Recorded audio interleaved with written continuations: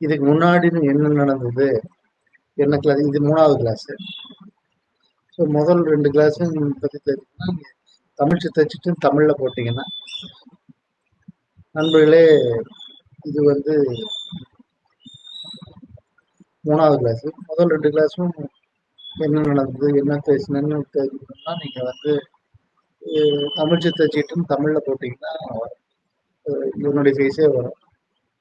Click பண்ணிக்கலாம். அதில் முதல் 2 கிளாஸையும் போட்டிருக்கேன். முதல் கிளாஸ் 57 நிமிஷம் இருக்கு, 2வது கிளாஸ் 1 மணி நேரம். 2ஐயும் பார்த்துட்டு வந்துட்டீங்கன்னா புரியும். இதில் பார்த்தீங்கன்னா இப்போ முதல் கிளாஸில் நம்ம என்ன பார்த்தோம்னா சித்தச்சிட்டு அறிமுகத்தையும் சித்தச்சிட்டுடைய பிரிவுகளையும் பார்த்தோம். 2வது கிளாஸில் நாம் என்ன பார்த்தோம்னா நேற்று என்ன பார்த்தோம்னா அந்த முக்கிய சித்தச்சிட்டுகள் சித்தச்சீட்டில் முதல் 5 சித்தச்சீட்டை பார்த்தோம். இப்போ என்ன பார்க்க போகிறோம் அப்படின்னு கேட்டிங்கன்னா, நாம் பார்க்க போகிறது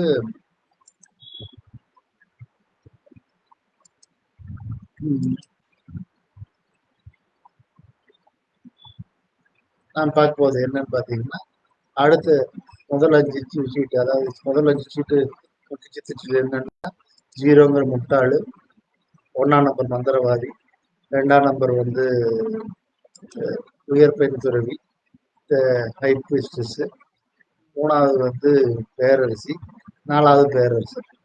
அது வரைக்கும் ஃபுல்லாக பார்த்துருக்கோம். இப்போ நம்ம 5வது கார்டான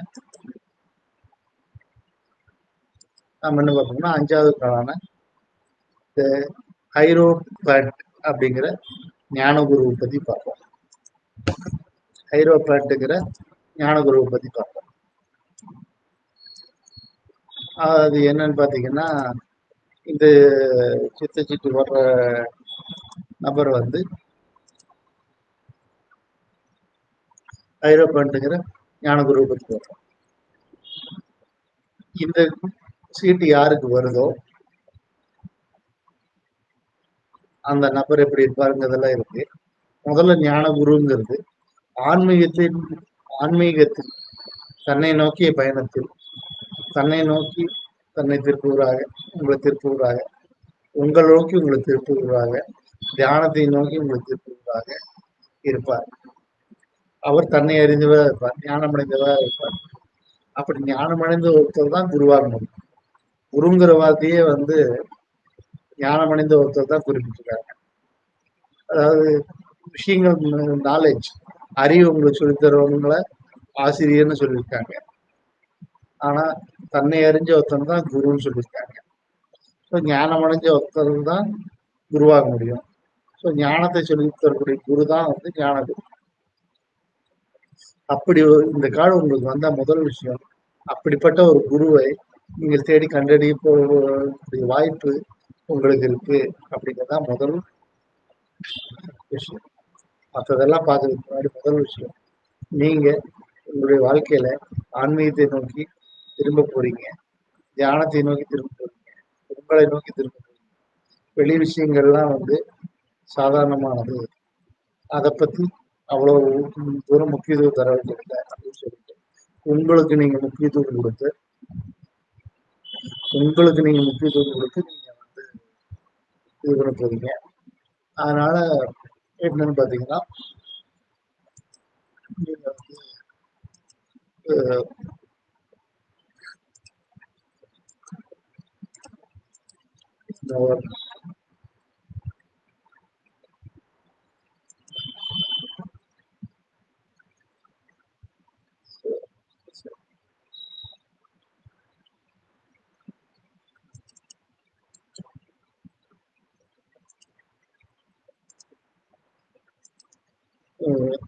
என்னன்னு பாத்தீங்கன்னா, இது வந்து நான் இப்போ வந்து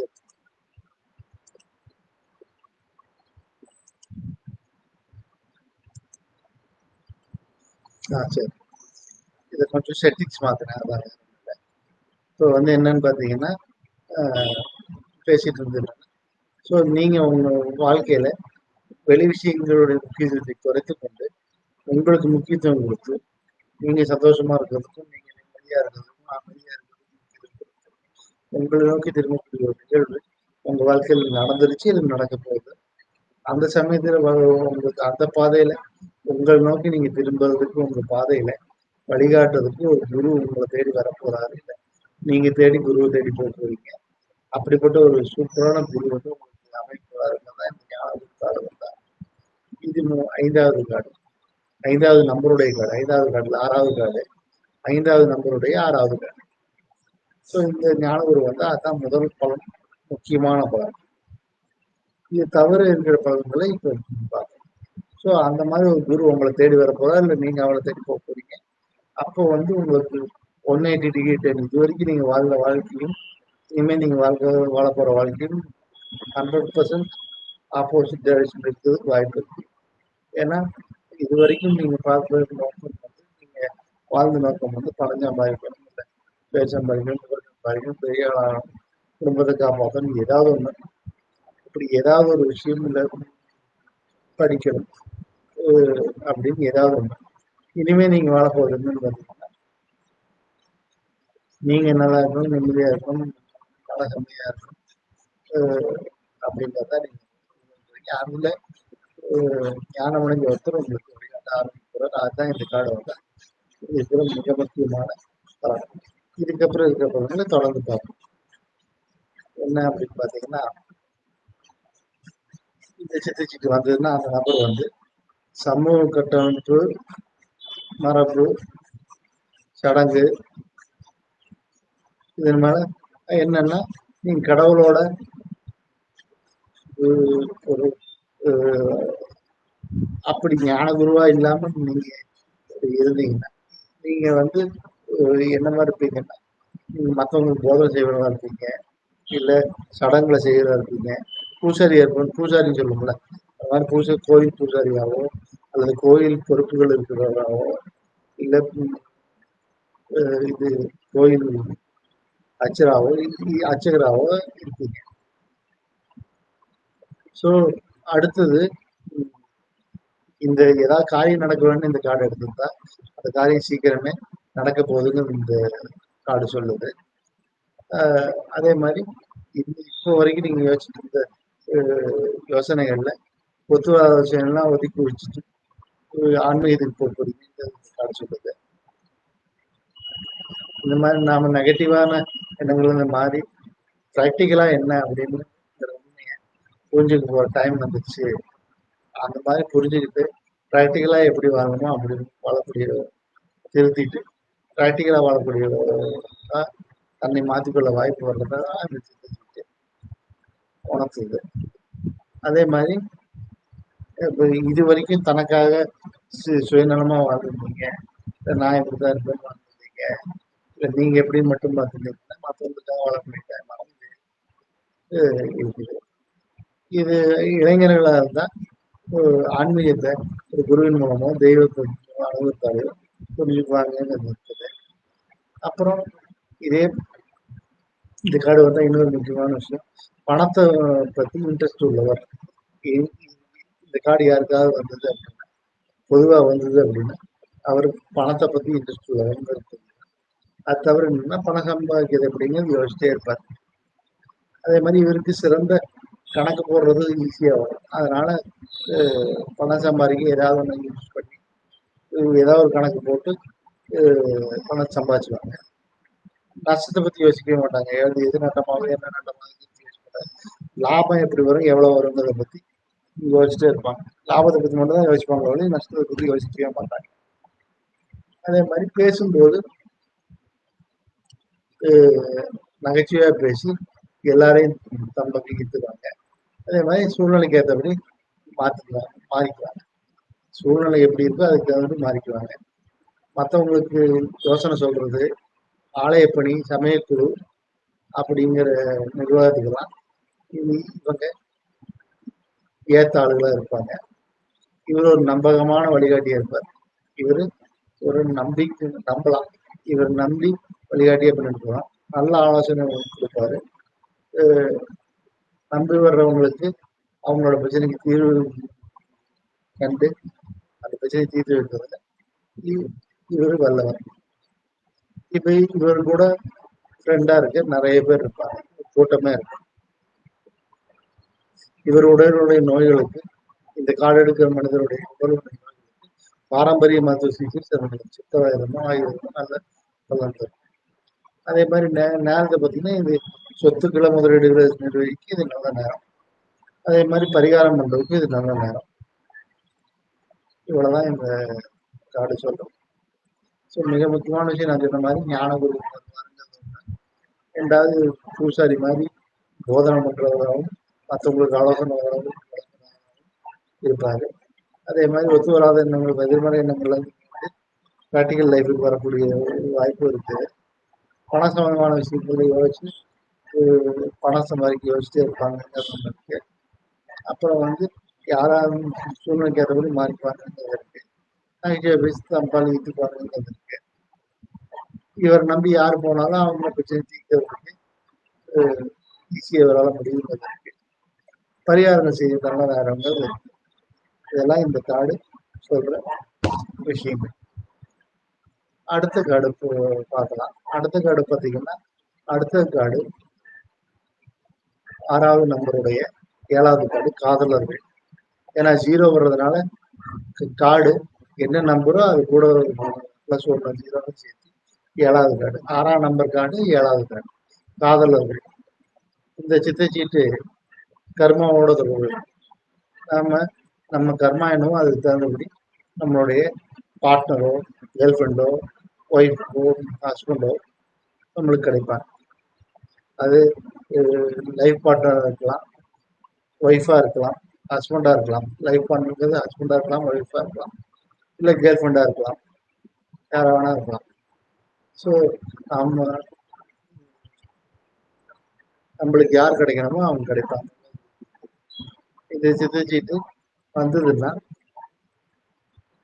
கல்யாணம் பண்ணா அந்த கணவன் மனைவியோட பரஸ்பர அன்பு நல்லிணக்கெல்லாம் நம்பிக்கை வச்சுலாம் நல்லா இருக்கு. கல்யாணம் பண்ணலாமா வேண்டாமான்னு எடுத்தாங்கன்னா கல்யாணம் பண்ணலாம், இந்த துணை நல்லா இருக்குங்கிறது வந்துருக்கு. அதே மாதிரி கல்யாணம் பண்ணவங்க எடுத்தாங்கன்னா கணவன் பரஸ்பர அன்பும் நல்லிணக்கமும் நம்பிக்கை கவச்சு அதெல்லாம் நம்பிக்கை கவச்சு இதெல்லாம் நல்லா இருக்கு, பொருத்தமான ஆளதான் தேர்வு பண்ணிருக்கிறது குறிக்குது. இந்த கார்டு எடுக்கிறவங்க சகல இன்பத்தையும் அனுபவிக்கிறாங்க, சகல இன்பமும் இவங்களுக்கு கிடைக்கும். லட்சுமி கடாசம் இருக்கு. லட்சுமி கடாசம்னா காசும் இருக்கு, ஒரு சகல இன்பமும் கிடைக்கும். ஆணுக்கு பெண்ணும் பெண்ணுக்கு ஆணும் ஒரு நம்பிக்கையான ஆளா இருப்பாங்க. ஏதாவது பிரச்சனைன்னா ஆனா இருந்தா பெண்கிட்ட, பெண்ணா இருந்தா ஆண்கிட்ட சொன்னா அவங்க அதுக்கு நம்பிக்கையான ஊண்டுகோலா இருந்து அவங்க அந்த பிரச்சனை மீண்டு வந்து தன்னால மிகப்பெரிய உதவிகளை செய்வாங்கிறத இந்த காடு குறிப்பிட்டு காமத்துக்கு அப்பாற்பட்ட அன்பு நல்ல தமிழ் பெரும்பாலும் திருமணம், காதல், தொழில் கூட்டாளி, தேர்வு, நட்பு இந்த விஷயங்களுக்கு பாசிட்டிவான விஷயங்களை இந்த சித்தச்சீட்டு வந்ததுன்னா திருமணம், காதல், தொழில், கூட்டாளி தேர்வு, நட்பு இந்த விஷயங்களுக்கு பாசிட்டிவ்னு எடுத்துக்கலாம். ஏன்னா இது பாசிட்டிவா இந்த விஷயங்களுக்கு குறிக்குது. இந்த கார்டு எடுக்கிறவர் யாரோ ஒருத்தர் மேல அட்ராக்ஷன் வச்சிருப்பார். அதே மாதிரி இந்த சித்தச்சீட்டு சில நேரங்கள் என்னன்னா புதிய உறவுகள் தொடர்ந்ததையும் பழைய உறவுகள் திரும்பவும் புதுப்பிக்கப்படுது அப்படிங்கிறதையும் குறிக்கும். என்னன்னா புதிய உறவுகள் தொடர்ந்ததையும் பழைய உறவுகள் புதுப்பிக்கப்படுறதையும் குறிக்கும். அதே மாதிரி இதுல முக்கியமான விஷயம், இந்த கார்டு வந்ததுன்னா ஏதாவது ஒரு முக்கியமான முடிவு எடுக்க போறீங்கன்னா உங்களுடைய துணையை, வாழ்க்கை துணையை ஆலோசித்து முடிவெடுங்க, அது நல்ல முடிவு தரும். அது அந்த உங்களுடைய வாழ்க்கை துணை ஆனா இருந்தா பெண், பெண்ணா இருந்தா கணவனா இருந்தா மனைவி, மனைவியா இருந்தா கணவன் நல்ல வழிகாட்டல் கொடுப்பாங்க அப்படிங்கிறது இந்த அது நீங்க எடுக்காதீங்க, நீங்க தனிப்பட்ட முடிவா எடுக்காதீங்க, சேர்ந்து 2 பேரும் சேர்ந்து வழிகாட்டுதலோடு எடுத்தீங்கன்னா நிறைய பாசிட்டிவான விஷயங்களா இருக்கும் அப்படிங்கிறது இதை குறிக்குது. அது மட்டும் இல்ல ஏதாவது தவறான முடிவுகள் நீங்க போறதுக்கு தடுத்து, தவறான முடிவுகள் எடுத்து செயல்படுறதை தடுத்து சரியான முடிவுகள் மட்டுமே எடுக்கிறதுக்கு 2 பேர் சேர்ந்து எடுக்க ரொம்ப ஹெல்ப் ஆகும். ஏன்னா மற்ற துணை வந்து கணவனா இருந்தா மனைவி, மனைவியா இருந்தா கணவன் இது தவறான முடிவுன்னு சுட்டி காட்டி அந்த முடிவை எடுத்து நீ செயல்படுறது தடுத்துருவாங்க. அதே மாதிரி இன்னொன்று ஏதோ ஒரு முக்கியமான விஷயத்துக்கு எடுத்திருந்தாருன்னா இனிமே எங்களுடைய வாழ்க்கையோட போக்கு மாறப்போகுது. இது இதுவரைக்கும் இருந்த வாழ்க்கை ஒரு மாதிரி, இனிமே இருக்க போற வாழ்க்கை ஒரு மாதிரி அப்படிங்கிறது காடு பிடிக்குது. அது மட்டும் இல்ல, இவர் நினைக்கிற திட்டமும் செயலும் கடைசியில வெற்றி பெறுங்கிறதை இந்த காடு வந்து நான் சொல்லலாம்.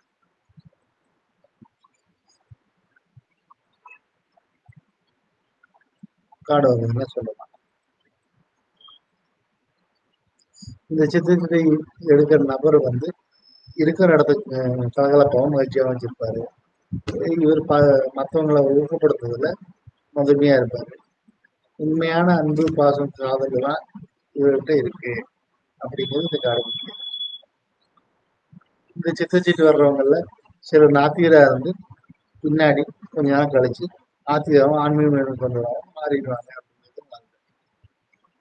பணம் பற்றிய விஷயங்கள்ல நல்ல நிர்வாகத்திறன் அதிர்ஷ்டம் உள்ளவராக இருக்காரு. இந்த கார்டு எடுத்தவர் இந்த கார்டு எடுக்கிறவர் எப்படி இருக்காருன்னா நல்ல நிர்வாகத்திறன் அதிர்ஷ்டம் உள்ளவராக இருக்காரு. ஆனா சிற்றின்பத்துக்கு நிறைய பணம் கிடைச்சிருவார். மற்றவங்க கிட்ட ஈஸியா பணத்தை வாங்கிடுவார். ஆனா கொடுக்கறதுக்கு இழுத்து பிடிச்சா இருப்பார். உடனே கொடுத்தவங்க பண்றாரு அப்படிங்கிறது. அதே மாதிரி இந்த கார்டு வர்றவங்க தங்களோட ஆடம்பர செலவுலையும் தேவையற்ற பழக்க வழக்கங்களையும் குறைச்சு கொண்டால் மட்டும்தான் பணம் கையில் இருக்கும். இல்லைன்னா கடன் தொல்லையும் ஏமாற்றம் தான் மிச்சமாகும். பணம் கையில நிற்கவே நிற்காது. நல்ல ருசியா சாப்பிட்றதுனால ரசிச்சு சாப்பிட்றதுனால இவங்களுக்கு இவங்களோட உடம்பு குண்டா இருக்கும். அதனால வியாதிகளும் ஜாஸ்தி உண்டாகும். இதய பலவீனம், ரத்த ஓட்டக்கூடாது, அப்படி அதனால வரும் பிரச்சனைகள் வரும். மது புகைப்பழக்கம் அடிக்கடி மலச்சிக்கலும் இருக்கும். மூச்சு சமான தொந்தரவுல உடனே கவனிக்கணும்.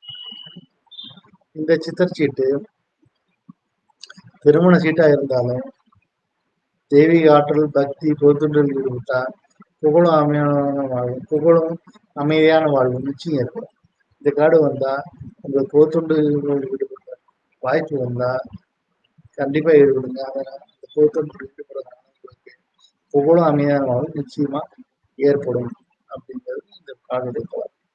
இந்த கார்டு குறிப்பிடுற முக்கியமான விஷயங்கள் என்னன்னா உறவு நேர்மையா இருக்கும். எந்த உறவா இருந்தாலும் உறவு நேர்மையான உறவு, காதல், நல்ல தாம்பத்தியம், சீரமைப்பு, கர்மாவினால் இணைதல். நேர்மையான உறவு, காதல், நல்ல தாம்பத்தியம், சீரமைப்பு, கர்மாவினால் இணைதல். இதெல்லாம் தான் வந்து இந்த காருடைய பலன்கள். காதல் காருடைய பலன்கள்.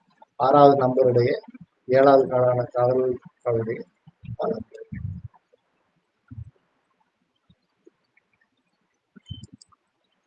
ஸோ இப்போ இந்த 2 கார்டுக்கும் ஒரு கதை சொல்லும். ஏன்னா இப்போ நம்ம வந்து ரொம்ப 2 கார்டையும் ஒட்டுக்க பார்த்துட்டோம். ஸோ 2 கார்டுக்கும் ஒரு கதை சொல்லுவோம். என்னன்னு பார்த்தீங்கன்னா, நான் என்ன பார்க்குறேன் அப்படின்னா,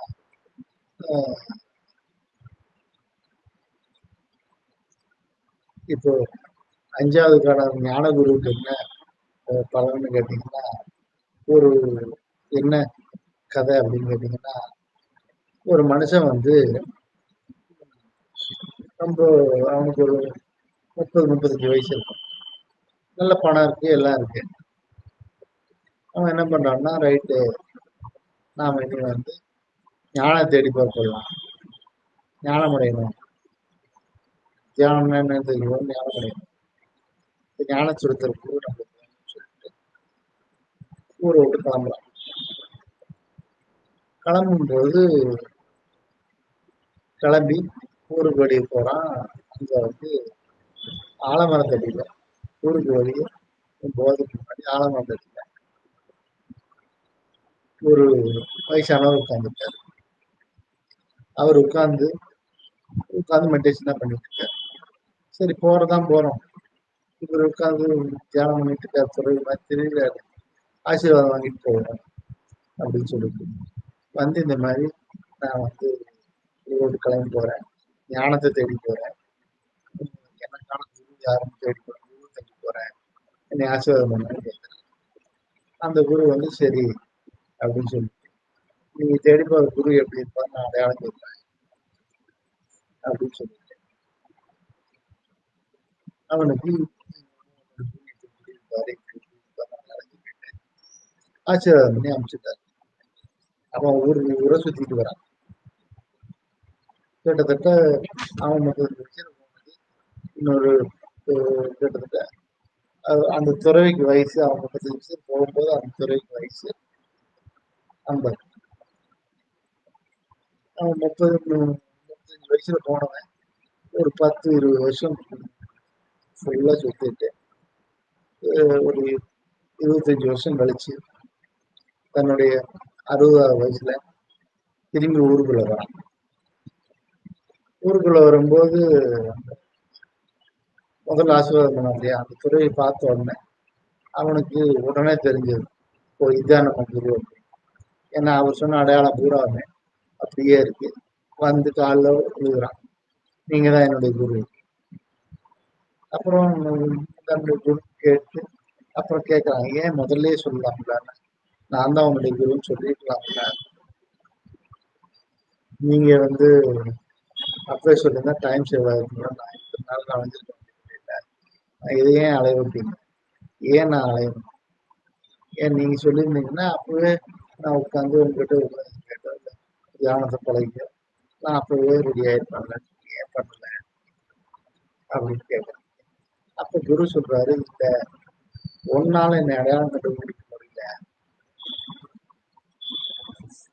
நான் எவ்வளவு கஷ்டப்பட தெரியுமான்னு கேட்கிறேன் சொல்றேன். அப்ப அவர் சொல்றாரு, நான் இத்தனை நாளா இதே மாதிரி உங்களுடைய அடையாளங்கள் எதுவுமே மாறாம உனக்காக இத்தனை வருஷம் ஒரே இடத்துல உட்காந்து காத்திருக்கிறது எவ்வளவு கஷ்டம் தெரியுமா, உன்னை விட நான் சிரமப்பட்டேன், ஆனா உனக்கு வளர்ச்சி இல்லை, பார்த்தோன்னே என்னை தெரிஞ்சுக்கிற வளர்ச்சி இல்லை, அப்போ நான் சொன்னாலும் உனக்கு புரியாது, அதனால நான் சொன்னா புரிஞ்சுக்கிற அளவுக்கு, நான் சொல்லி கொடுத்தா தெரிஞ்சுக்கிற அளவுக்கு நீ வளர்ற வரைக்கும் நான் பொறுமையா இருக்கேன், அதனால நீ போயிட்டு வந்தாதான் வளருவேங்க, நீ தெரி நீ தெரிஞ்சுக்கிட்டாதான், நீயா பார்த்து தெரிஞ்சுக்கிட்டாதான் நீ அந்த அளவு வளர்ந்துருக்கேங்கிறது அடையாளம், அதனால நீயா வந்து திரும்பி வந்து பார்த்து தெரிஞ்சுக்கிறது, நான் இதே பொசிஷன்ல இதே மாதிரி உட்காந்துருக்கேன் அப்படின்னு உட்காந்துருக்கேன், நம்பிக்கையோடு நீ வந்துருவேங்கிற நம்பிக்கையோடு உட்காந்துருக்கேன், நான் நினைச்ச மாதிரி நீ வந்துட்டேன் அப்படின்னு சொல்லிட்டு உபதேசம் பண்றாரு.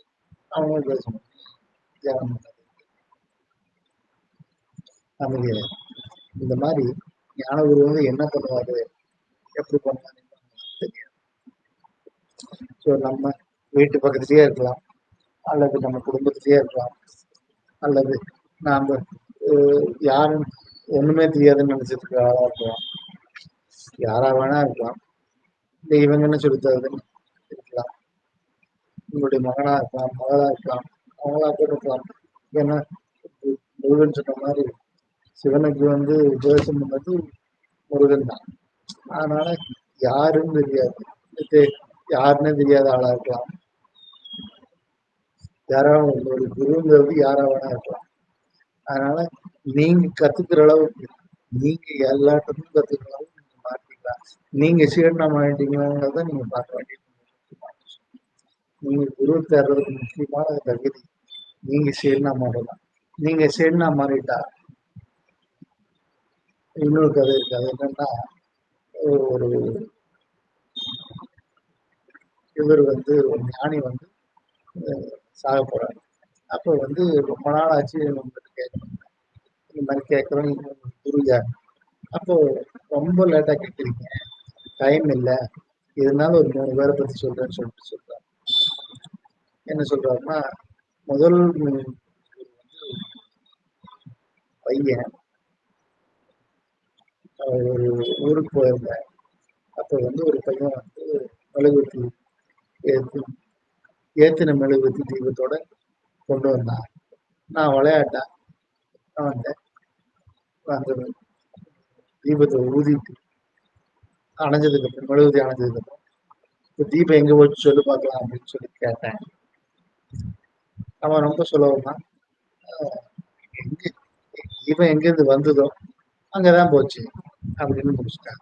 அப்ப விவரம் தெரியாதுன்னு கிண்டல் பண்ற பழக்கத்தை அதை யாரையும் விவரம் தெரியாதுன்னு நினைக்கூடாது, எல்லாருக்கும் எல்லா விவரமும் தெரியுங்கிறத நான் ரியலைஸ் பண்ணேன்.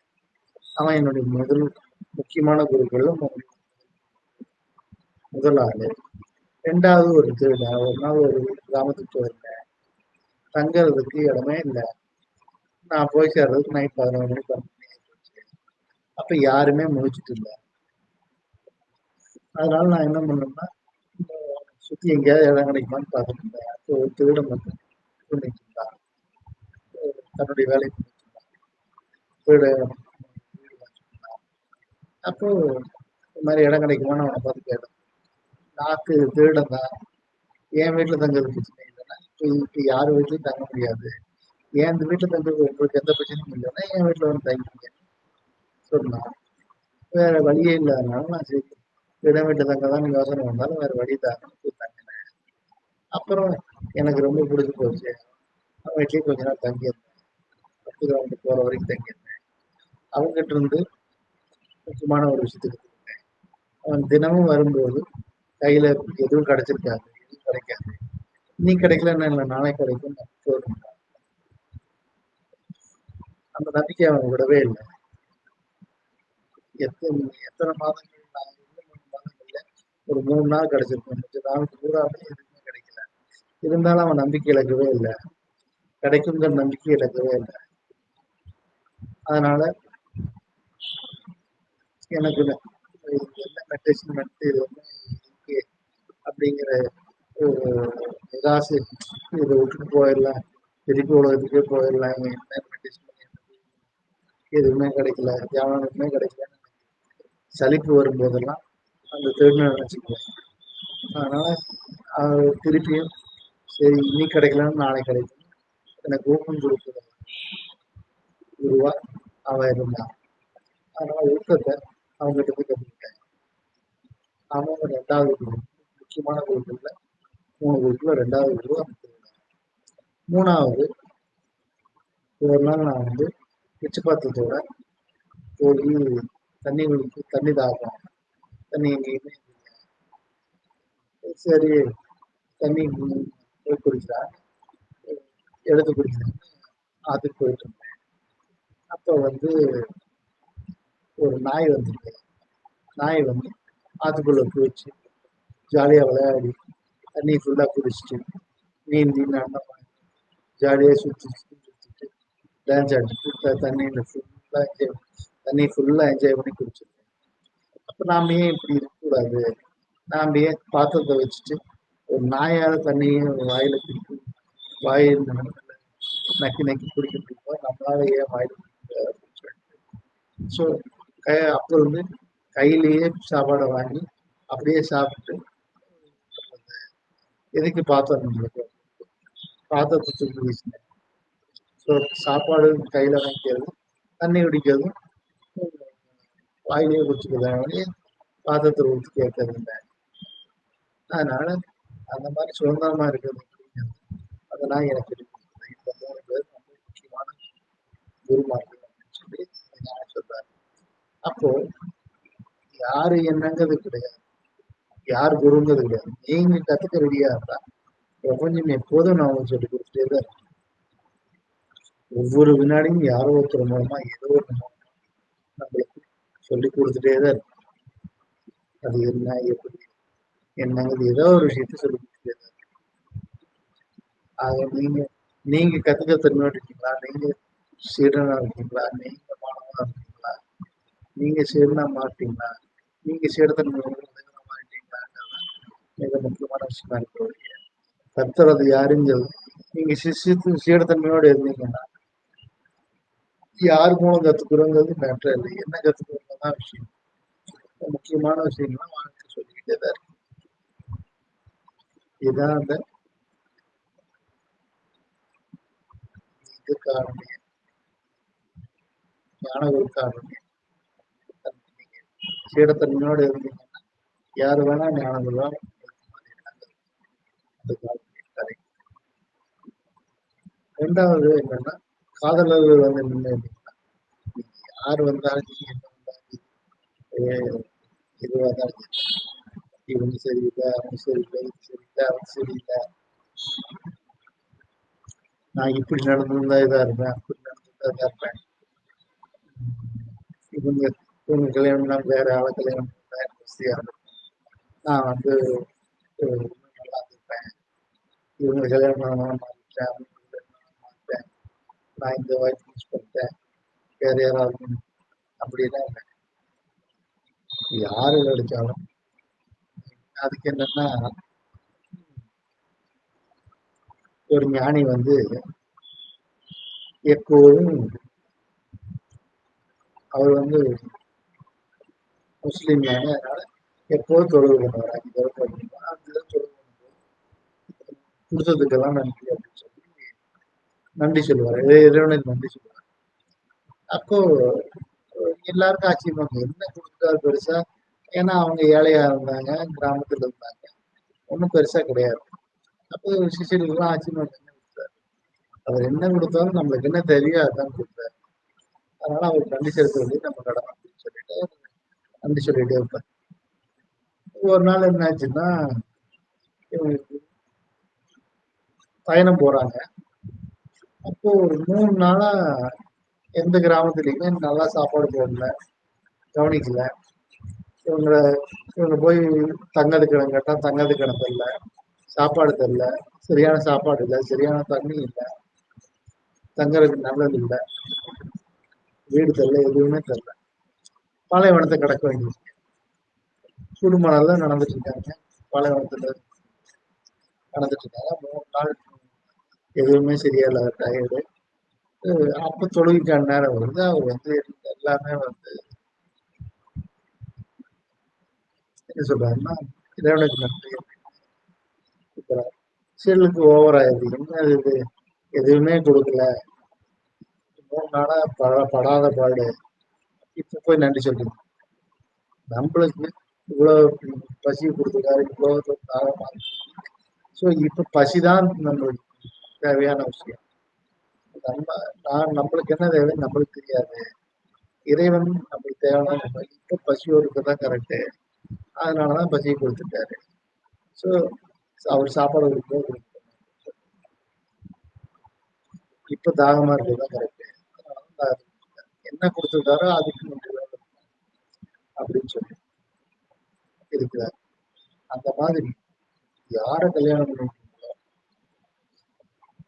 யார ஒரு கேர்ள் ஃப்ரெண்டா வச்சிருக்கீங்களோ, இந்த திருமண பந்தத்துல இந்த வாழ்க்கை துணையை யாரை தேர்ந்தெடுக்க, அவங்க தேர்ந்தெடுக்காம இருந்தா நான் மாறி இருப்பேன் அப்படின்றத விட, நீங்க உங்களுடைய ப்ரிஃபரன்ஸ் என்ன அப்படிங்கிறது தெளிவா இருந்தீங்க, நீங்க நான் இப்படித்தான் இருப்பேங்கிறது தெளிவா இருந்தீங்க, ஒன்னா அவங்க கூட வாழ போறாங்க, இல்லைன்னா நீங்க அடுத்த நிலைமைக்கு போக போறீங்க, அடுத்த ஸ்டெப்புக்கு போக போறாங்க. அவங்க என்ன பண்ணாலும் சரி நான் மாற மாட்டேங்கிறது உறுதியா இருக்க முடியும். ஒன்னா அவங்க மாறி வாழ்வாங்க, இல்லைன்னா அவங்க உங்க வாழ்க்கையோட விலகி போவாங்க. என்ன நடந்தாலும் சரி, உங்களுக்கு நீங்க என்னங்கிறது தெளிவில்லைங்கிறது தான் அவங்க இப்போ நீங்க மேல அவங்க மேல பழி போட்டு உங்க வாழ்க்கை சரியில்லாததுக்கு அவங்க மேல பழி போடுறீங்க ஒழிய, உங்க வாழ்க்கை சரியில்லாததுக்கு நீங்க தான் காரணம். அதை நீங்க ஏத்துக்கிட்டீங்கன்னா ஈஸியா நீங்க அடுத்தவங்க மேல பழி போடுறீங்க. நாம வாழ்க்கை என்ன கொடுக்குதோ அதுதான் நம்மளுக்கு. வாழ்க்கை துணையா யார வந்து உங்களுக்கு அமைஞ்சிருக்காங்கன்னா அவங்கதான் உங்களுக்கு கரெக்ட் அப்படிங்கிற ஒரு புரிதலுக்கு நீங்க வந்துட்டா முக்கால்வாசி சண்டை வர, இவங்க இப்படி இல்லாம இருந்தாங்க, அப்படி இருந்தாங்க, இப்படி இருந்தாங்க, எதிர்பார்ப்புகளும் ஏமாற்றங்களும் எல்லாருக்கும் எல்லா விஷயத்திலும் இருக்குதான் இருக்கு. என்னவா இருந்தாலும் பரவாயில்ல, நாம் வந்து அப்படியெல்லாம் என்ன கிடைச்சிருக்கோ அதுதான் அப்படின்னு. அப்போ நீங்க அவங்களை எப்படி ஏத்துக்கிறது, அவங்களை எப்படி சந்தோஷமா இருக்கு, அவங்களோட சேர்ந்து எப்படி சந்தோஷமா இருக்கு, நீங்க இவங்க கிடைக்கலையேன்னு வருத்தப்படுறத விட, இவங்கள விட வேற ஆள் கிடைச்சிருந்தா நல்லா இருந்திருக்கும்போது யோசிக்கிறத விட, இவங்களோட சந்தோஷமா இருக்கிறது எப்படின்னு யோசிச்சீங்கன்னா உங்க வாழ்க்கை இனிமையாகும், ஈஸியாகவும் எளிதாகவும் இருக்கும். அதான் நீங்க காதல் பார்க்க வேண்டிய மிக முக்கியமான பலன்கள். அதான் இந்த கார்டு சொல்ல வந்தேன். ஸோ இந்த 2 கார்டும் இதான் சொல்ல வந்தேன். அடுத்து இப்போ நாம் வந்து என்ன பார்க்கணும்னா 7வது கார்டான 7வது நம்பரான 8வது கார்டான சாரதி சாரியட்டை பார்க்கணும். இந்த சாரியட்டுங்கிற கார்டு நம் வாழ்க்கைக்கு நம்ம பிராக்டிக்கல் வாழ்க்கைக்கும் ஆசைகளுக்கும் இடையே இருக்கிற போராட்டத்தை இந்த கார்டு என்ன குறிக்குதுன்னா, நாம எப்படி இருக்குன்னு ஆசைப்படுறோமோ அந்த ஆசைக்கும் நம்மளை பத்தி நாம வச்சிருக்கோம். ஆக்சுவலா நம்ம வாழ்க்கை எப்படி இருக்கு, நாம எப்படி இருக்கோம், கேப்பை தான் இந்த கேப்பையும் அதை நடப்பதுக்கு நாம போராட்டத்தை இருக்கு. அதனோட இந்த கார்டு வந்தா, இந்த கார்டு யாருக்கு வந்திருக்கோ அவரு தன்னம்பிக்கையுடையவர், தன்னுடைய சுய கட்டுப்பாடுகளால எதிர்ப்பை சமாளித்தவர், வெற்றி அடைய சரியான பாதையில தான் போயிட்டு இருக்காரு. வெற்றி அடைய தடைகளையும் எதிரையும் முன்னேறி செல்வாரு. அது மட்டும் இல்ல, இந்த கார்டு வந்ததுன்னா அது நெடுந்தொலைவு பயணம், கடல் கடந்து போதல், அயல் நாட்டு யோகம், சமநிலையான வாழ்வு, பொறுப்புள்ள தன்மை, உணர்ச்சிகளை அடைக்கூடிய திறன், இந்த விஷயங்களை குறிக்கிறது. அதே மாதிரி இவர் எப்படிப்பட்டவர்னா, எடுத்த காலத்தில் தன்னோட ஆற்றலை பயன்படுத்தி அதிக கவனமா வெற்றியாகக்கூடிய பாதையை அடைஞ்சிருவாங்க. இவங்கிட்ட ஒரு செயலை கொடுத்தா அதை பொறுப்போட முடிச்சு தருவாங்க. அடுத்தவங்க புகழ்றதுக்கு மயங்குவாங்க, அதனால ஏமாறுவாங்க. தர்க்கவாதிகள். அதே மாதிரி இந்த காடு வந்தா அவங்களுக்கு குடும்பத்துல ஏதாவது ஒரு பிரச்சனை இருந்துட்டே தான் இருக்கும். அதை ஈஸியா சமாளிச்சுருவாங்க. பணம் சம்பாதிச்சதுல ஜாஸ்தி இருக்காது, ஆனா வெற்றி மேலையும் புகழ் மேலையும் ரொம்ப ஆசை இருக்கும். அதே மாதிரி பயணத்தின் மூலம் வெளி உலக அனுபவம் மூலம் லாபம் சம்பாதிப்பாங்க. பயணம் போய் வெளி உலகத்தில் அனுபவம் மூலமா அதிக லாபம். அதிக அதிக பயணத்தை ரொம்ப ஜாஸ்தியா பயணம் பண்றதுனால சோர்வடைஞ்சிருவாங்க, எப்போதும் யோசிச்சே இருப்பாங்க. தொழில் வேலை திட்டம், தொழில் வேலை திட்டம் இதெல்லாம் செஞ்ச முதலீடு எதிர்காலத்துல நல்ல வெற்றியை தரும், உழைப்புக்கேற்ற ஊதியம் கிடைக்கும். அதே மாதிரி இந்த கால ஏதாவது புதுசா செய்ய போறீங்க, இல்ல ஏதாவது செய்யறதை பத்தி கேட்குறீங்கன்னா தடைகளை எப்ப நீங்க சீக்கிரமே எல்லா தடைகளும் நீங்க போதை செஞ்சுட்டு பிடிக்கிறது. நீ மற்றவங்களை ஜெயிக்கணும்னா முதல்ல உடனே நீ ஜெயிக்கணுங்கிறது இந்த மனசை ஒழுங்குபடுத்துறதுக்கு, வெற்றி பெறதுக்கு, இவங்க தன்னைத்தானே தூண்டிக்கிறதுக்கு, ஒரு ஊக்கம் பெறதுக்கு, தியானம் செய்யறது இவங்களுக்கு ரொம்ப நல்லது. இந்த கார்டு எதை குறிக்குது, என்ன குறிக்குது அப்படின்னு கேட்டீங்கன்னா, சுய கட்டுப்பாடு, சக்தி, வெற்றி, பயணம், வலியுறுத்தல், செயல்படுத்துபவர், ஆளுமை, உறுதியான தன்மை, உலக அனுபவம். திரும்பியும் சொல்றேன், என்ன குறிச்சுக்கீங்க. சுய கட்டுப்பாடு, சக்தி, வெற்றி, பயணம், வலியுறுத்துதல், செயல்படுத்துபவர், ஆளுமை, உறுதியான உலக அனுபவம். இந்த கார்டு சாரதி, 7ஆம் நம்பர் கார்டு, 8வது கார்டு.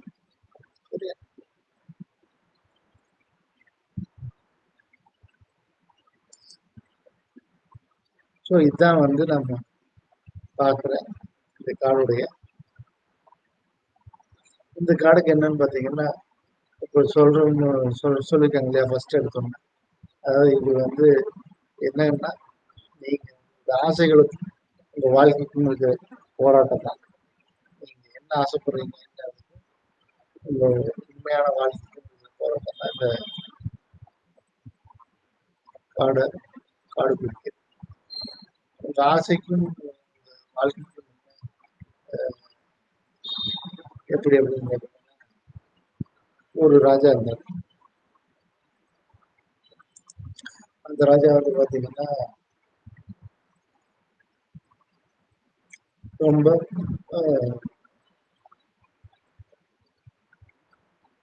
சபையில் உட்கார்ந்துருக்கும்போது ஒரு பிச்சைக்காரர் வந்து பிச்சை கேட்கிறார்.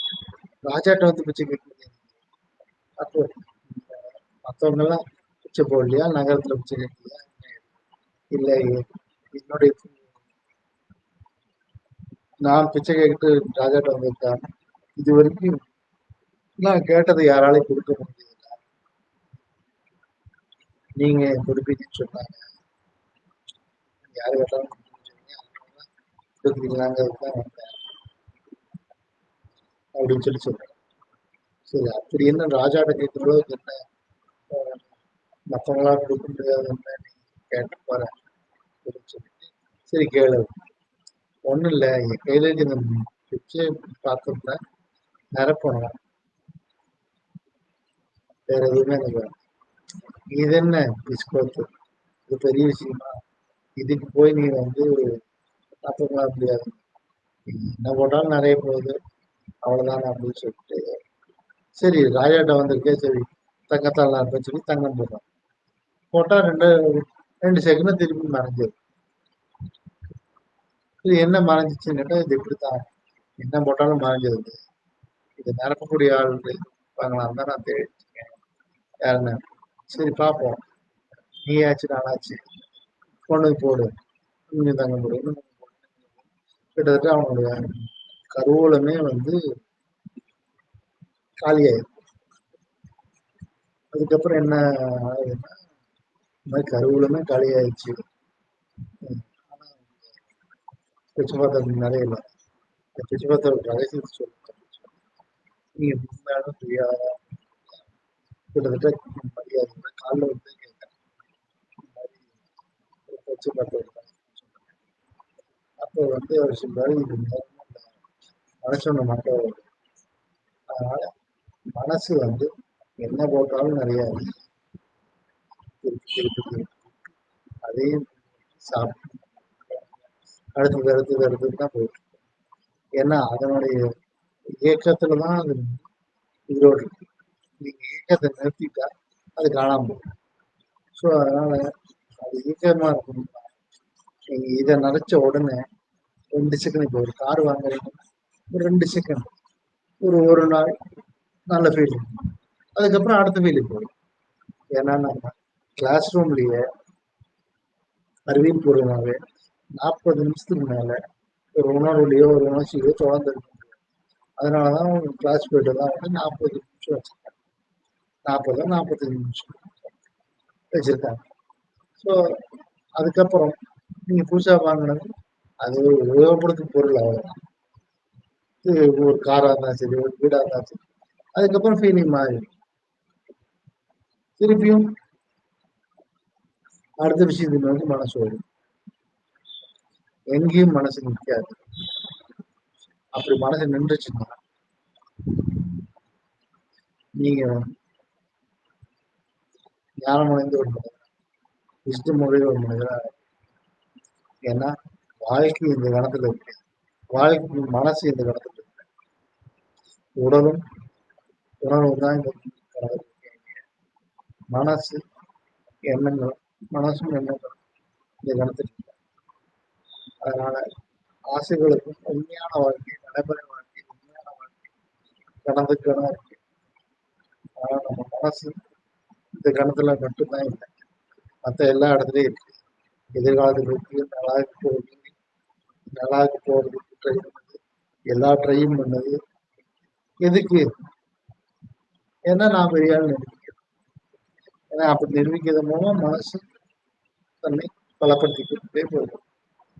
ஏன்னா யோசனை பலப்படுத்திட்டே முயற்சி பண்ணிட்டே போகிறதுக்கு, யோசனை மூலம் நான் இதை பண்ணியிருக்கேன்னு நினைச்சுட்டு இருக்கு. இப்போ நீங்க அந்த மாதிரி பண்ணிட்டே போகிறதுக்கு, அதனால எல்லாமே மனசுடைய விஷயங்கள் தான். ஆசைகள் போறது மனசுல மட்டும்தான். ஆக்சுவலா அந்த ஆசைகள் நிறைவேறினா 5 நிமிஷத்துக்கு மேல அந்த ஆசைகள் ஒன்று, ரோட் சைஸ் கார் வாங்கதான் இருக்கலாம், இந்த பாய்ஸ் கார் வீடு வாங்கதான் இருக்கலாம், கோடிக்கணக்கில் பேங்க்ல பேலன்ஸ் வச்சுருக்கதா இருக்கலாம், என்ன வேணா இருக்கலாம். என்னவா இருந்தாலும் சரி, அந்த ஆசை நிறைவேறதுக்கு அப்புறம் ஒரு நிமிஷத்துக்கு மேல மனசாக நிற்காது, அடுத்த விஷயம். அதனால ஆசைகளுக்கும் அளவோட தேவைகள் மட்டும்தான் ஆசைகள் நோக்கி போகக்கூடாது. அடிப்படை தேவைகள் நாம் இருக்கவே இல்லை. உணவு முறை, கம்ஃபர்டபுளான வாழ்க்கையோ ஒரு ஒரு அடிப்படை தேவைகளுக்கான கடன், மலைச்சாப்பாடு வாங்கி சாப்பாடு வாங்கிட்டு துணிமணி வாங்கினா தேவையான பணம், ஒரு வருஷத்துக்கு ஒரு டூர் போகிறதுக்கு பணம், இந்த காருக்கு நாளைக்கு வசதிகள், அந்த வசதிகள்லாம் நான் மறுக்கவே இல்லை. நான் சொல்ற விஷயம், ஆசைகள் பின்னாடி நாம் ஓடக்கூடாதுங்கிறது. நாம் எப்போதும் இந்த காலத்தில் நாம் சந்தோஷமா இருக்கணும். நம்ம ஆனந்தத்தையும் சந்தோஷத்தையும் அமைதியும் தேடித்தான் போகணும். நம்மளுக்குள்ள நம்ம அமைதியை தேடி போகணும். வெளியே தேடி போகணும். நேற்று இந்த ஆசைகளுக்கும் நடைபெறும் இந்த போராட்டத்தை தான் இந்த காடு மிக முக்கியமா இருக்கு. இப்போ அடுத்தது காட்டும். அடுத்து 8ஆம் நம்பர் காடு. ஆனா காடு 9வது காடு. ஏன்னா 0 வரும்.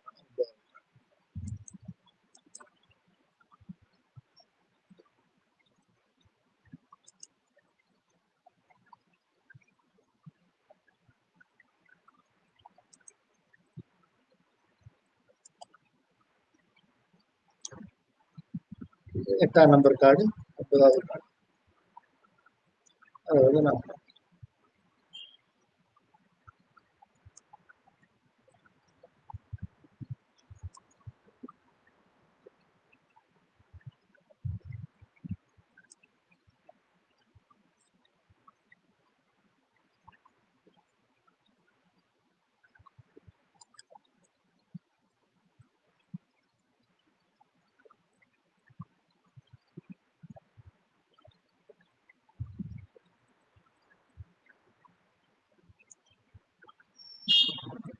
8ஆம் நம்பர் காடு வலிமை, ஸ்ட்ரென்த்.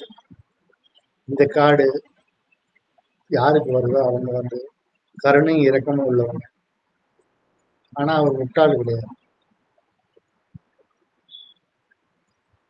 இந்த காடு ஆழ்மன வலிமையும் விருப்பத்தையும் சமாளிக்கிறதையும். அதே மாதிரி இந்த காடு எடுத்தவங்க எந்த செயலையும் துணிஞ்சு எதிர்கொள்வாங்க. எதையும் சமாளிக்க, என்னால எதையும் சமாளிக்க கான்பிடன்ஸ் இவங்களுக்கு இருக்கு. மற்றவங்களுக்கு ஆலோசனை வழங்குற அளவுக்கு நல்ல அனுபவங்களையும் மெச்சூரிட்டியும் உங்களுக்கு இருக்கு. மற்றவங்களை கருணையோடும் தாய்மையோடும் அனுப்புவாங்க. கஷ்டமான சூழ்நிலைக்கு இருக்கிறவங்களுக்கு காடு வந்தது. அவங்க நம்பிக்கை தைரியத்தையும் கைவிடாம பொறுமையா சூழ்நிலையை எதிர்கொண்டா சீக்கிரமே மேன்மையான நிலையை அடைஞ்சிருவாங்க. இவர்கிட்ட விலங்கும் தெய்வீகம் சமநிலையில் இருக்கு. இந்த காடு வந்ததுன்னா நீங்க செய்ய போற முயற்சிகள்ல செயல்கள்ல தைரியமா ஈடுபடலாம். முடிவுகள் வெற்றியில முடிய போகுது. அதனால ஆனா கொஞ்ச நாள் பொறுமையா இருக்கணும்.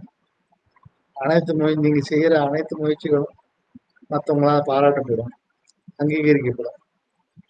வலிமையான நபரா இருந்தாலும், ரொம்ப வலிமையான நபரா இருந்தாலும் ஆள் மனசுல அடிக்கடி சிறு பயங்களும்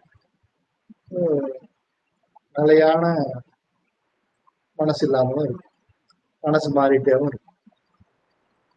இந்த காடு குறிப்பிடுற மிக முக்கியமான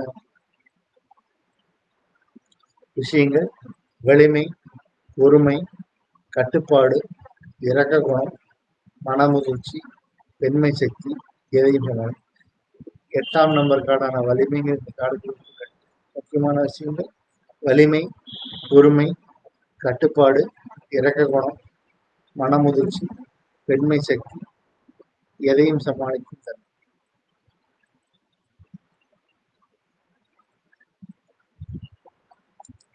ஸோ இதான் நம்ம பார்த்தேன். இப்போ அடுத்த கார்டு பார்க்கலாம். 9வது கார்டு துறவி.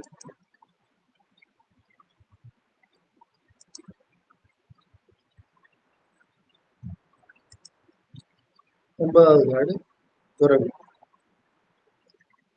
9வது காடுங்கிறது என்னன்னா 9ஆம் நம்பர் காடு, காடுகள்ல 10வது காடு, 0வோட சேர்த்து காடுகள்ல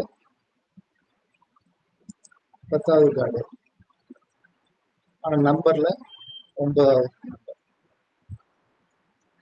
9வது நம்பரான துறவி ஹெர்மெட் அப்படிங்கிற காடு என்னங்கிறது பார்க்கணும். அந்த காடு என்னன்னா இருளை ஏற்றும் ஒளியை இந்த சித்திச்சு, இருளை அகற்றும் ஒளியை இந்த சித்திச்சு, லைட் வெளிச்சத்தை இந்த சித்திச்சுட்டு பிடிக்கிறது. இந்த சித்தச்சீட்டு நான் சொல்லலையே ஞான குரு, அதே மாதிரி குருவோட சித்தச்சிட்டாவும் கருதப்படுகிறது. இந்த சித்தச்சீட்டு யாருக்கு வருதோ அவங்க அடுத்தவங்களுக்கு அறிவுரை சொல்றவரா, நல்ல வழி காட்டுறவரா இருப்பார். ஆனா அவரு ரொம்ப சுயமரியாதை கொண்டவர், எண்ணம் கொண்டவரா இருப்பார். இவரு தனக்கென ஒரு தனி குணம், திறமை கொண்டவர். எதிலும் ஒரு உள்நோக்கி கவனம் இருக்கும். நாம் இப்படி இருக்கிறத பார்த்துட்டே இருப்பார். அவர் ஒரு பரிசோதனை செஞ்சுட்டு தான் ஒரு முடிவு போடுவார். அவர் பரிசோதனை செஞ்சு பார்க்காம எந்த முடிவுக்கும் வர மாட்டார். இவங்க கிட்ட, இந்த காடு வந்த இவர்கிட்ட ஒரு நிதானம் இருக்கும். ஆனா பேசும்போது ரொம்ப உணர்ச்சி வேகத்துடன் பேசுவார். இவங்களுக்கு உணர்ச்சிகளை மறைக்க தெரியாது. இவங்களோட முகமே எல்லாத்தையும் காட்டி கொடுக்கும். அடுத்தவங்க ரகசியங்களை தெரிஞ்சுக்கிறதுல அலாதி பிரியம் இருக்கு. தேடல் உள்ள மனிதர், பணிவாக நடப்பவர். இப்போ ஒரு திட்டத்துக்காக தேடலுக்காக ஒரு புதிய பணித்தை தொடங்கி இருக்கீங்கன்னா அது ரொம்ப நல்ல விஷயம். வாழ்க்கையோட ஆழமான பொருளை அறிஞ்சுக்கிட்டு அதுக்கப்புறம் ஒரு புதிய பாடத்தில் பயணிக்க போறீங்க. இந்த காடு வர்றவங்க வாழ்க்கையோட ஆழமான பொருளை அறிஞ்சுக்கிட்டு அதுக்கப்புறம் ஒரு புதிய பாதையில பயணிக்க போறீங்க. இவர் இந்த காடு யாருக்கு வருதோ அவங்க எப்போ தனிமையை விரும்புவாங்க. பணம் பொருள் சார்ந்த சமுதாய கட்டமைப்பு விளங்கி இருந்தாலும் உலக விஷயங்கள் கவனம் செலுத்துவதாக இருப்பாங்க. இவங்க தன்னை சுற்றி நடப்பவற்ற மௌனமா ஆழ்தொல் வாங்கி கொள்வார். அன்பு கருணையுடன் அடுத்தவங்களுக்கு உதவி செய்வாங்க. இவர் இப்போ போராட்டமான சூழல் இருந்தாலும் சீக்கிரமே வளர்ச்சியடைந்து சாதனைகள் போய் போறாங்க. சரியான சந்தர்ப்பத்துக்கும் சூழ்நிலைக்கும் காத்திருக்கணும். இந்த சீட்டு சின்ன வயசுக்காரங்களுக்கு வந்ததுன்னா வாழ்க்கையில் சிரமத்தையும், நடு வயசுக்காரங்களுக்கு வந்தா விடமாய் சிறந்த குறிக்கும். இவங்க இவங்களால நல்லா பிளான் போட முடியும். இவங்க ரொம்ப நல்லா பிளான் போடுவாங்க. அதனால எந்த ஒரு பிளான் பத்தியும் இவங்ககிட்ட டிஸ்கஸ் பண்ணலாம். பணம், பொருள், உலக விஷயம், ஆன்மீகம் அப்படின்னு எல்லாத்துலயும் ஒரு தெரிய உள்ளவர். இந்த காடு குறிப்பிட முக்கியமான விஷயங்கள் என்னன்னா ஆன்மா, தன்னை, உண்மையை தேடுதல், சுய பரிசோதனை, எதிலும் தனித்திருப்பது, உள்ளுணர்வு வழிகாட்டல், இலக்கிய அடைதல், பற்றின்மை, எளிமை, வழிகாட்டி, சாதனை. திரும்பவும் சொல்றேன், இந்த காடு குறிப்பிட முக்கியமான விஷயங்கள் ஆன்மா, தன்னை, உண்மையை தேடுதல், சுய பரிசோதனை, எதிலும் தனித்திருப்பது, உள்ளுணர்வு வழிகாட்டல், இலக்கிய அடைதல், பற்றின்மை, எளிமை, வழிகாட்டி, சாதனை. ஸோ இதுதான் இந்த இன்றைய 5 காடுகள். என்னன்னு பார்த்தீங்கன்னா இன்னைக்கு 5 காடு என்னன்னு பார்த்தீங்கன்னா 5வது காடு ஞானகுரு, 6வது காடு காதலர்கள், 7வது காடு சாரதி, 8வது காடு வலிமை, 9வது காடு துறவு. நேற்று என்ன காடுன்னு பார்த்தீங்கன்னா முதல் காடு முட்டாளு, 1ஆம் நம்பர் காடு மந்திரவாதி, 2ஆம் நம்பர் காடு உயர் பெண் துறவி, 3ஆம் நம்பர் காடு பேரரசி, 4ஆம் நம்பர் காடு பேரரசர். இன்னைக்கு என்னன்னு பார்த்தீங்கன்னா 5ஆம் நம்பர் காடு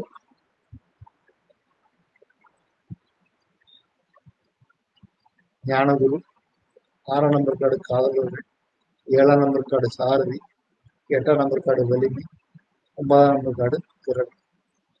ஸோ இப்போ வரைக்கும் 10 காடு முடிச்சிருக்கோம் இந்த 2 கிளாஸ்ல. நேற்று கிளாஸ் இன்னைக்கு கிளாஸ் சேர்ந்து. அதுக்கு முன்னாடி சித்தச்சித்து அறிமுகம், சித்தச்சித்துனா என்ன, எத்திச்சோட பிரயோஜனம் என்ன, ஒரு பண்டைய வரலாறு என்ன, யார் உருவாக்கினா, இப்ப என்ன ஆத்திரோயிடுங்கிறது யார் உருவாக்கினா அப்படிங்கிறத பார்த்தோம். அதுக்கப்புறம் சிறு பிரிவுகள் பார்த்தோம். அதாவது நெருப்பு, நீர், காற்று, நிலம் அல்லது செங்கோல், கோப்பை, வாள், நாணயங்கள். இந்த 4 பிரிவு பார்த்தோம். சிறு பிரிவுகள். அதுல ஒரு பிரிவு 14 காண்டு வந்து மொத்தம் 56 காண்டு. அதாவது முக்கிய சித்து 22. அந்த 22ல நேற்றுக்கு 5 காடு, இன்னைக்கு 5 காடு, 10 காடை பார்த்துருக்கோம். இன்னும் 12 காடுகள் இருக்கு. முக்கிய சித்து இன்னும் 12 காடுகள் நிதானமா பார்ப்போம். அதுக்கு அடுத்து இப்ப துறவின்னு சொன்னோம் இல்லையா, இந்த சாருடைய இது யாருன்னு கேட்டீங்கன்னா, என்ன கதைன்னு கேட்டீங்கன்னா, கருணை இறக்கம் வந்து தனியா நடக்கும். தனியா நடந்து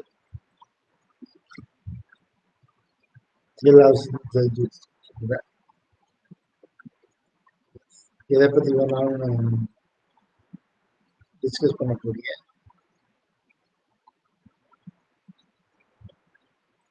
ஒரு ஆளத்தான் இது.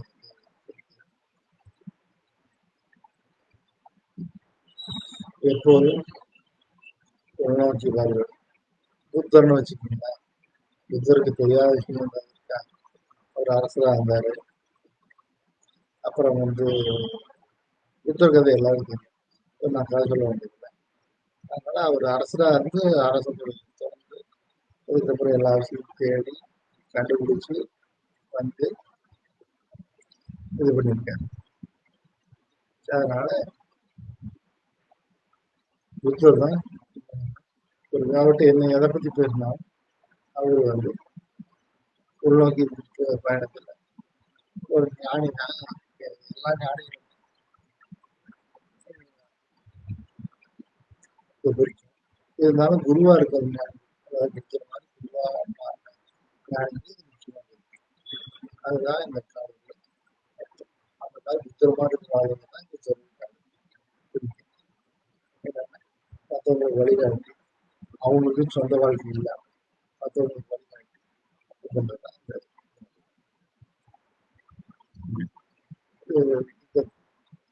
இந்த வீடியோவையும் நான் வந்து யூடியூப்ல போடுவேன். தமிழ் சித்த சீட்டுங்கிற யூடியூப் சேனல். அதை தமிழ் சித்த சீட்டுங்கிற யூடியூப் சேனல்ல இந்த வீடியோக்களை பார்க்குற மக்கள் கண்டிப்பாக சப்ஸ்கிரைப் பண்ணுங்க. ஒரு 50 பேர் சப்ஸ்கிரைப் ஆயிடுச்சு அப்படின்னா, 50 பேர் அது மாதிரி ஆயிடுச்சுன்னா, அதுக்கப்புறம் யூடியூப் ரியல் லைஃப் போகலாம். 50 பேர் ஆகிற வரைக்கும் யூடியூப் லைவ் போகலாம். அதனால சீக்கிரமே சப்ஸ்கிரைப் பண்ணுங்க. யூடியூப் லைவ்ல நீங்கள் வந்து கலந்துக்கலாம். இங்கே வந்து இது பண்ணுறது கண்டிப்பாக அங்கே இது பண்ணுங்க.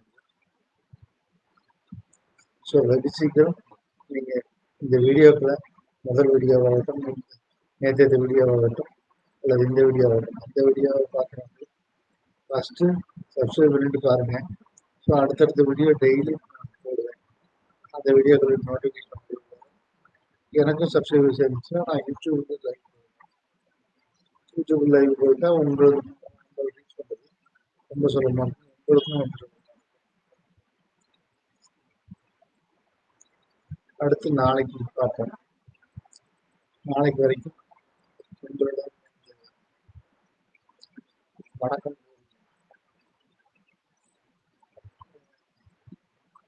விடைபெறுவது நேசத்துடன்.